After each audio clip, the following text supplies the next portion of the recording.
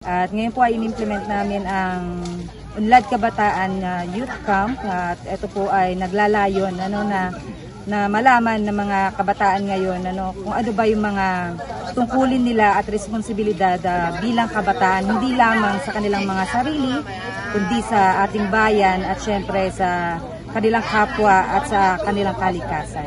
Nagsanig puwersa ang kasandaluhan ng 84th Infantry Victors Battalion at Local Government Unit ng Caranglan, Nueva Ecija upang magsagawa ng 2 araw na Unlad Kabataan and Youth Leadership Summit na ginanap sa Villa Mercedes Farm and Resort, Barangay Malinaw, Cabaldon, Nueva Ecija, kamakailan.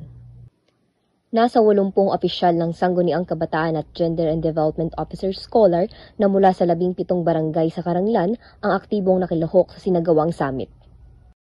Tampok nga sa nasabing programa ang pagbibigay ng lecture patungkol sa communication counseling, environment and ecosystem management, pati na rin sa mga sexual transmitted disease, human immunodeficiency virus, acute immunodeficiency syndrome, at ang mga personal hygiene, nutrition and etiquette. Nagbahagi naman ng lecture ang Victorious Troopers tungkol sa panlilinlang at pagre-recruit ng mga komunistang teroristang grupo sa hanay ng mga kabataan. Bahagi rin ng serye ang lecture ang sexual abuse and harassment, maging ang demo on first aid and basic life support at team building. Ang impact nitong Unlad Kabataan Program at Youth Leadership Summit sa mga kabataan ay maging matatag na isang leader. Nang dahil dito ay alam namin na makakatulong ito para sa kanila para mapaunlad ang kanilang pagiging isang leader sa kanilang barangay dahil ang ating mga participants ay mga SK officials at God Scholar officers. Ang mensahe ko po sa lahat ng kabataan, lalong-lalo na po sa mga susunod na henerasyon, sumali po kayo sa youth camp dahil marami po kayong matututunan dito.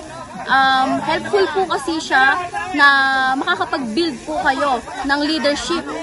Tiniyak din ni Captain Edmar Inte, Charlie Company Commander, na patuloy ang pakikipag-ugnayan ng 84th Infantry Victors Battalion sa local government unit at sa mga kabataan upang maghatid ng serbisyong publiko sa kanilang lugar na sasakupan.